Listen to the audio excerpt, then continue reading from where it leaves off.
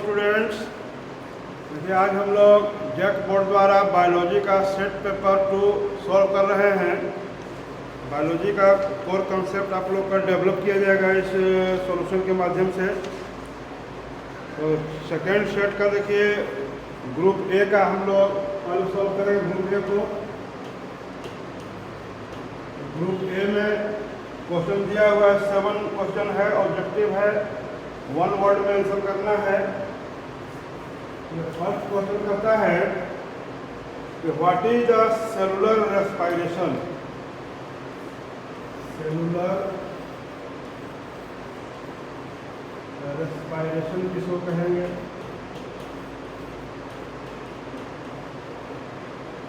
तो सेल के अंदर डाइजेस्टेड फूड का जब ब्रेकडाउन होगा एयर के प्रेजेंस में, जिससे एनर्जी रिलीज होगा, तो प्रोसेस कहलाता है cellular respiration. The breakdown of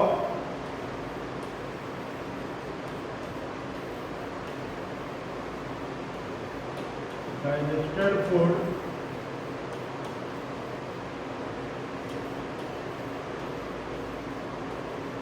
in the cell to generate ATP energy, CO2 and H2O is called cellular respiration.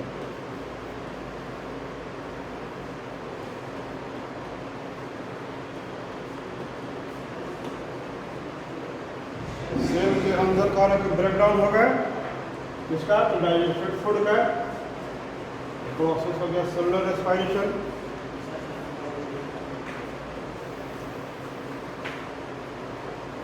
Second question देखिए, दूसरा क्वेश्चन है which hormone has an active role in fruit ripening. Fruit ripening में कह रहा है कौन सा hormone आप लोग को जरूरत पड़ेगा। Which hormone has an active role in fruit ripening. तो फाइटो हार्मोन हम लोग यूज करेंगे फ्रूट राइपेनिंग के लिए। उसका नाम हो जाएगा इथिलीन। इथिलीन हार्मोन फ्रूट को पकाता है। पेड़ पौधा में जब फ्रूट लगल रहेगा उस समय पकाने वाला हार्मोन है इथिलीन। और फल को तोड़ लिया जाए तो तोड़ने के बाद इथिलीन नहीं पका पाएगा, क्योंकि वो फाइटो हार्मोन है। तोड़ने के बाद पकाने के लिए हमको कार्बाइड यूज करना पड़ता है। तीसरा क्वेश्चन देखिए, which enzyme is present in saliva. Salivary enzyme का नाम लिखना है। सलेवरी एंजाइम का नाम हो जाएगा एमाइलेज। सलाइवा से जो एंजाइम निकलता है इसका नाम होगा amylase.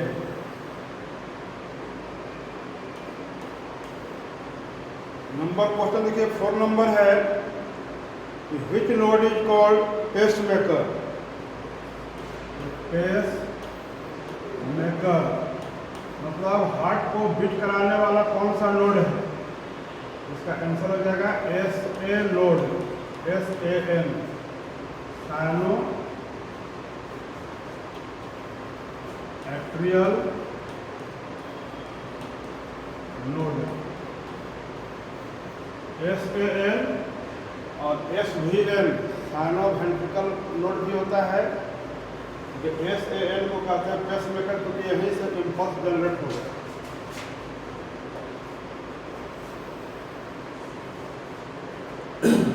Question number 5,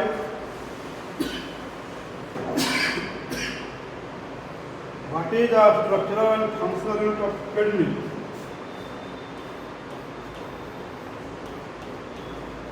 structural and functional unit of kidney.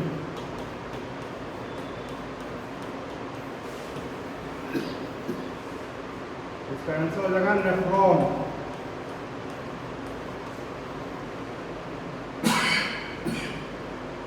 Control को हम लोग किडनी का स्ट्रक्चरल और फंक्शनल यूनिट कहते हैं।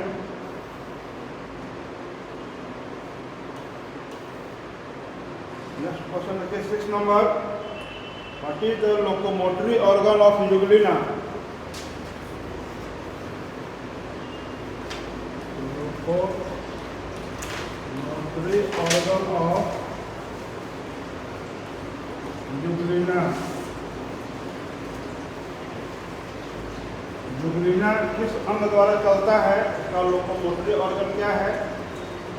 इसका आंसर हो जाएगा फ्लैजुला।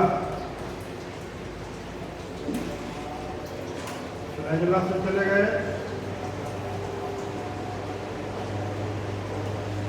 क्वेश्चन नंबर 7, ACTH का फुल फॉर्म लिखना है। हार्मोन है ACTH, इसका पूरा नाम है adeno corticotropic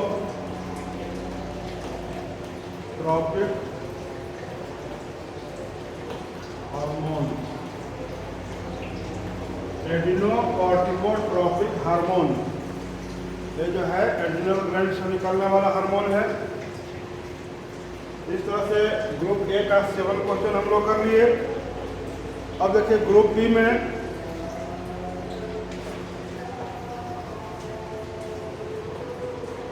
group B question number 8,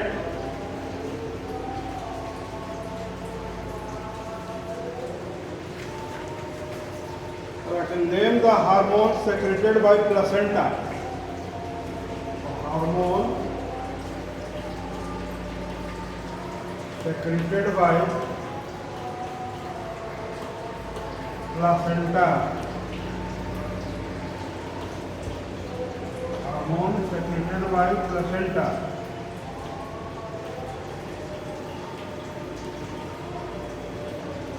placenta जो मदर के द्वारा चाइल्ड जुड़ा हुआ रहता है, वहां से सारा कौन सा हार्मोन निकलता है? इसका नाम हो जाएगा HCG, human chorionic gonadotropin.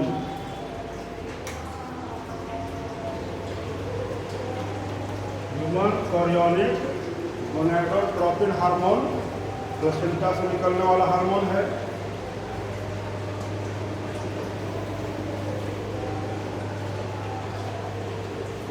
Number question है,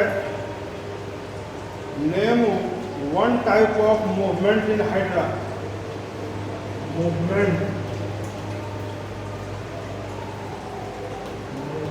इन हाइड्रा। हाइड्रा में कई टाइप से मूवमेंट हो सकता है। एक मूवमेंट का नाम पूछा है, इसका नाम होगा समरसॉल्टिंग।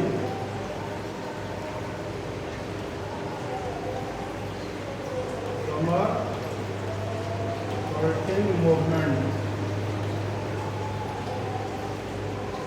समरसॉल्टिंग मूवमेंट करके क्या होता है? जैसे मान लीजिए हाइड्रा है, इसका टेंटिकल होगा इस तरह से, माउथ है, तो पहले जो है तो अपना एक तरह से झुकेगा।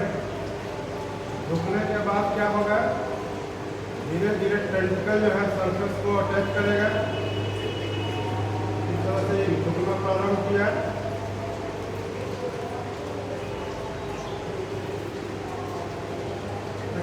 पहले जो है से झुकना स्टार्ट किया, इसके बाद टेंटिकल आकर के जुड़ जाएगा सरफेस से और हाइड्रा उल्टा हो गया।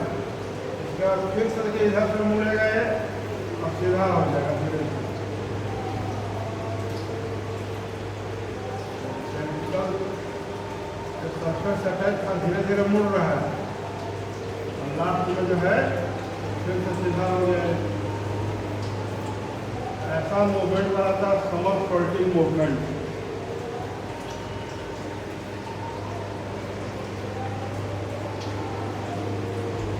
Next 10 number question,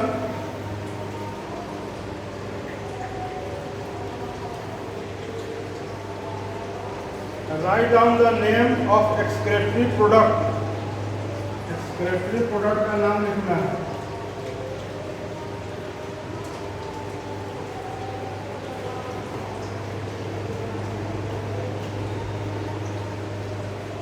name the expiratory product.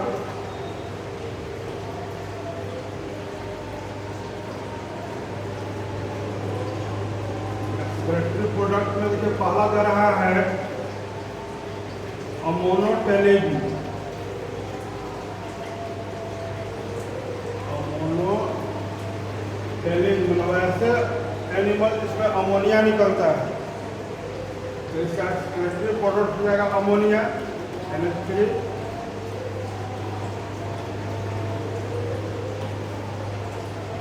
Ammonia वैसे ऑर्गेनिक में निकलेगा जिनका शरीर भीगा हुआ रहता है, मॉइस्ट बॉडी होना चाहिए, एक्वाटिक एनिमल में होता है। दूसरा है यूरियोटेलेजी। यूरियोटेलेजी ये निकालेगा यूरिया। यूरिया का फॉर्मूला होता है NH2CO NH2। ये लैंड पर रहने वाले एनिमल निकालते हैं यूरिया। और तीसरा है यूरिकोटेलेजी। यूरिकोटेलेजी ये जो है यूरिक एसिड निकालेगा। जैसे हो गया रेप्टाइल्स हो गया, बर्ड्स हो गया, इंसेक्ट हो गया, ये सब कहलाते हैं यूरिकोटेलेजी। आगे देखिए अब 11 नंबर क्वेश्चन।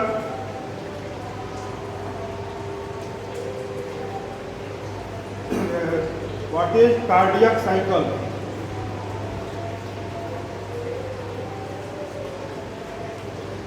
कार्डियक साइकिल क्या है? तो हार्ट में एक बीट, 1 बीट हार्ट को पूरा होने में जो टाइम लगता है वो कार्डियक टाइम कहेंगे, और जिस साइक्लिक फॉर्म में पूरा होगा उसको कहेंगे कार्डियक साइकिल। तो कार्डियक साइकिल क्या होता है? 0.8 सेकेंड का, 0.1 सेकेंड टाइम लेगा एक कार्डियक साइकिल पूरा होने में, जिसको हम लोग ग्राफ से ऐसे देख सकते हैं।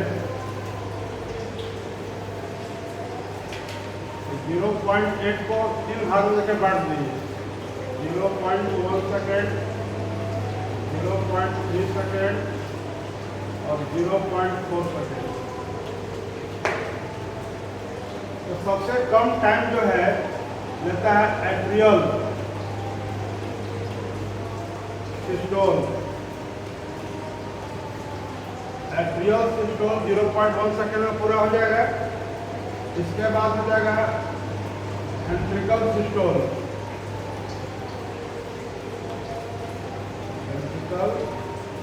सिस्टोल 0.4 सेकेंड पूरा हो गया। इसके बाद होता है ज्वाइंट डायस्टोल। सिस्टोल में जो है एट्रियम पहले कॉन्ट्रैक्ट करेगा 0.1 सेकेंड में। इसके बाद नीचे जो वेंट्रिकल रहता है वो कॉन्ट्रैक्ट करेगा 0.3 सेकेंड में।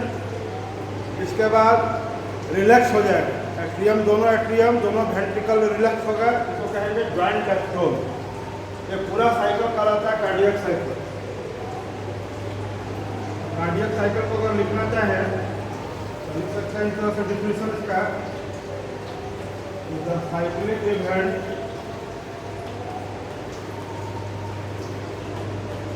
in which one heartbeat completed।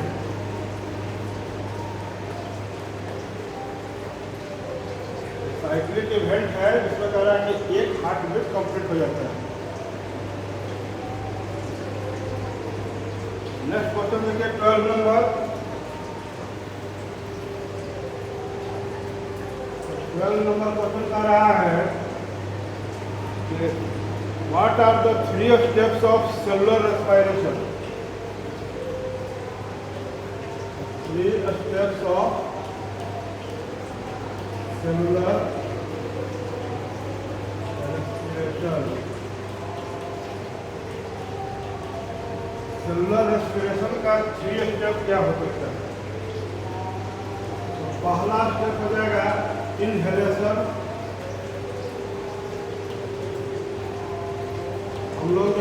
Oxygen अंदर लेंगे। दूसरा स्टेप हो जाएगा oxidation of digested food.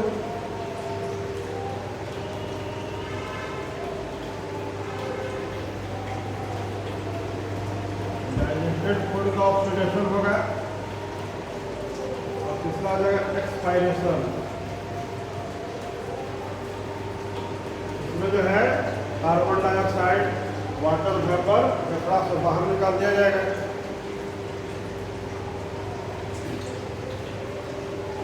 Next देखिए 13 नंबर। तो देखिए आप लोग 13 नंबर क्वेश्चन था कि ह्यूमन टीथ को क्लासिफाई करना था फंक्शन के आधार पर। तो मनुष्य में जो है 4 प्रकार का कारा टीथ होता है। एक है इंसीजर, एक कैनाइन, एक प्रीमोलर और एक मोलर। तो इंसीजर सामने का दांत है जो कोई चीज़ को काटने के लिए यूज करते हैं हम लोग। कोई अगर कड़ा चीज़ है उसको काटने के लिए कैनाइन यूज करते हैं। कैनाइन डेवलप होता है कार्निवोरस में ज़्यादा। मैन चूँकि ओमनीवोरस है इसलिए मीडियम साइज है। प्रीमोलर भोजन को बाहर निकलने से रोकेगा और मोलर जो है मैस्टिकेशन यानी कि भोजन को चबाने में हेल्प करता है। तो फंक्शन के आधार पर 4 तरह के टीथ हो गए।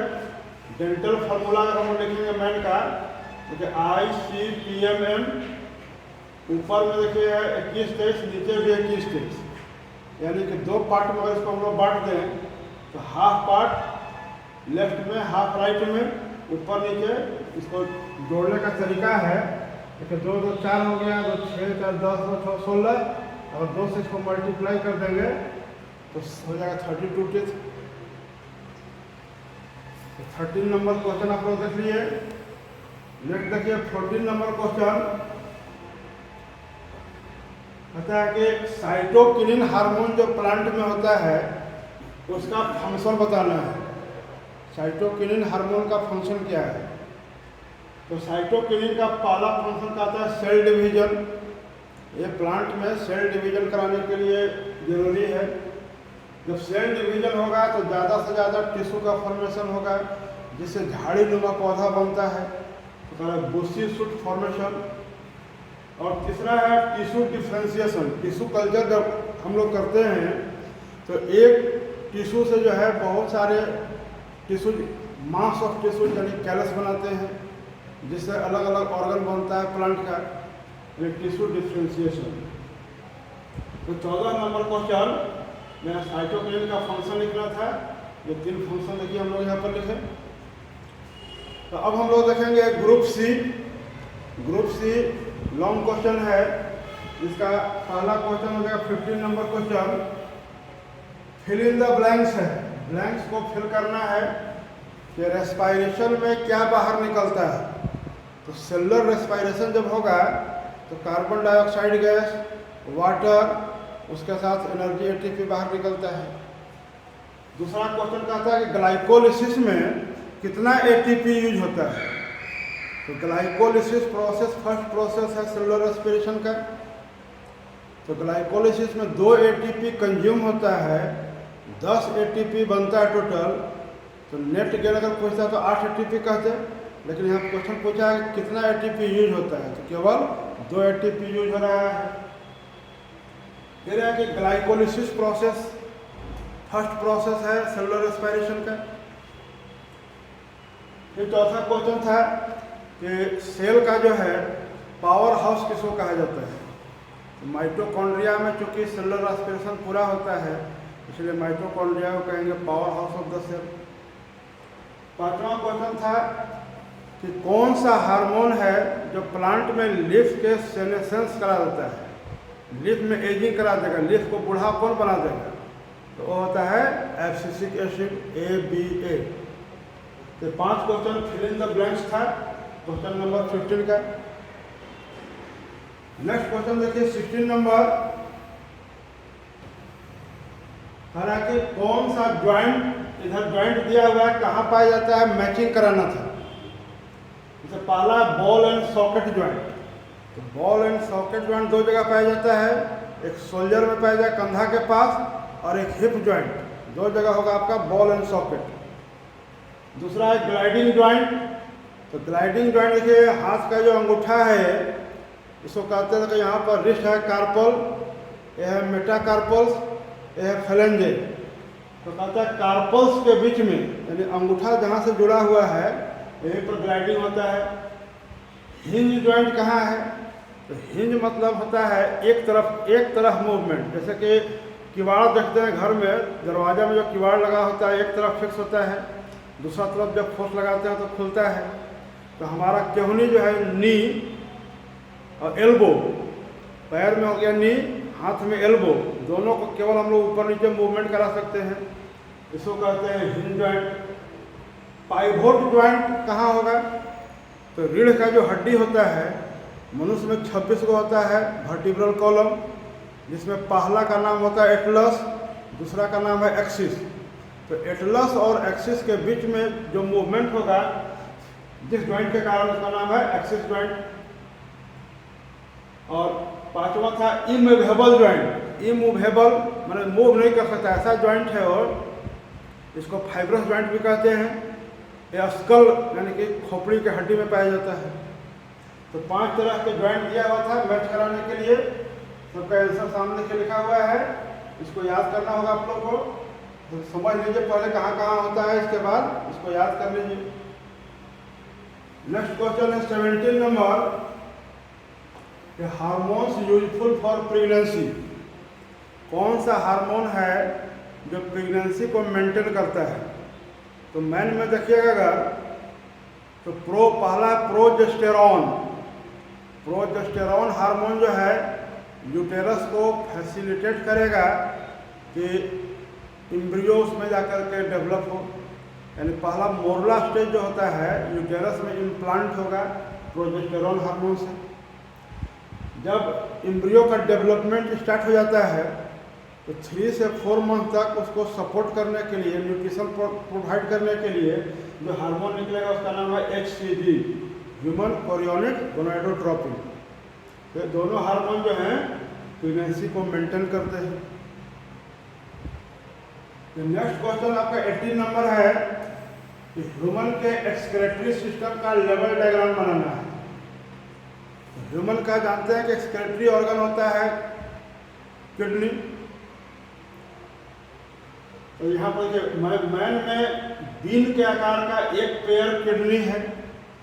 किडनी के ऊपर अगर देखिएगा तो एक ग्लैंड होता है एड्रिनल ग्लैंड।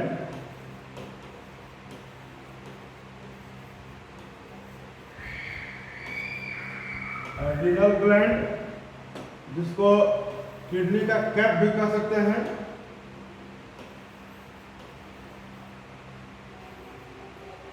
अब किडनी को अगर काट के देखिए तो बाहर का पार्ट कहलाता है कॉर्टेक्स, जो 85% होगा। अंदर में होता है मेडुला 15%। उसके अंदर में बहुत सारा देखिए जो निकला हुआ है नेफ्रॉन है, वोमेन्स कैप्सूल नेफ्रॉन सब इसमें पाया जाएगा। इसको ऐसे कहते हैं पिरामिड। पिरामिड की तरह दिखता है इसलिए पिरामिड नाम हो गया। उसके अंदर रहेगा नेफ्रॉन। अब देखिए उधर से जो है ब्लड आ रहा है किडनी में, तो एओर्टा से जो है ऑक्सीजनेटेड ब्लड आएगा और इंफीरियर वेना कावा से जो है डीऑक्सीजनेटेड ब्लड बाहर निकलेगा। फिर वहाँ से ट्यूब आया, इसका नाम है यूरेटर, आकर के खुल रहा है यूरिनरी ब्लैडर में। यहाँ पर यूरिन जमा होगा जो पास आउट हो जाएगा यूरेथ्रा द्वारा। तो ये पूरा फुल जो है आपका ह्यूमन एक्सक्रेटरी सिस्टम का लेवल डायग्राम है। इसको बनाइए, लेवल याद कीजिए कहाँ से कौन पार्ट आया है। तो लास्ट क्वेश्चन आपका देखिए है 19 नंबर।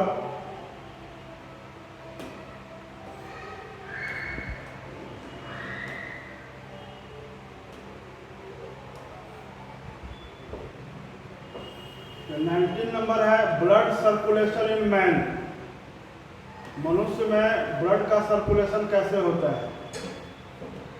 तो आप लोग जानते हैं कि मैन में जो है डबल सर्कुलेटरी सिस्टम है। जैसे यहाँ पर देखिए समझाया गया इसको, बीच में हम लोग हार्ट ले लिए, 4 चैम्बर का हार्ट है। दाहिने हाथ की तरफ लेफ्ट एट्रियम ऊपर, लेफ्ट वेंट्रिकल नीचे, बाएं हाथ की तरफ राइट लिखा था फिगर में, तो राइट एट्रियम, राइट वेंट्रिकल। ऊपर में लंग लिए हैं, नीचे कोई भी बॉडी का ऑर्गन हो सकता है।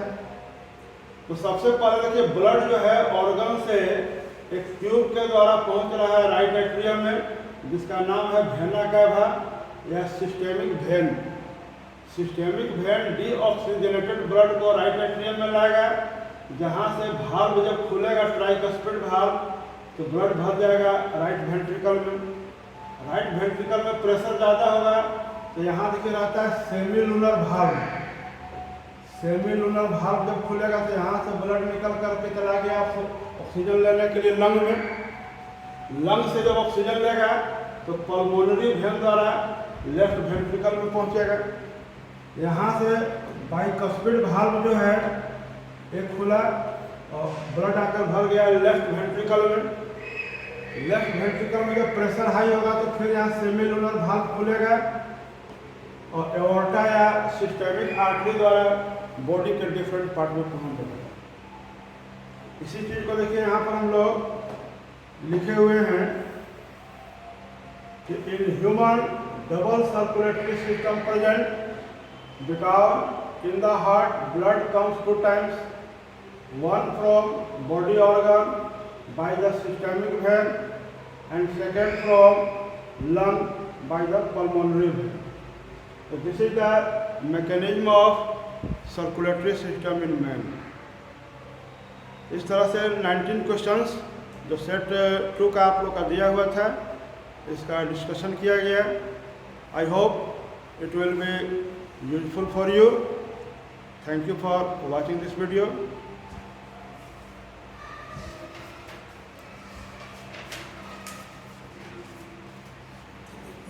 सही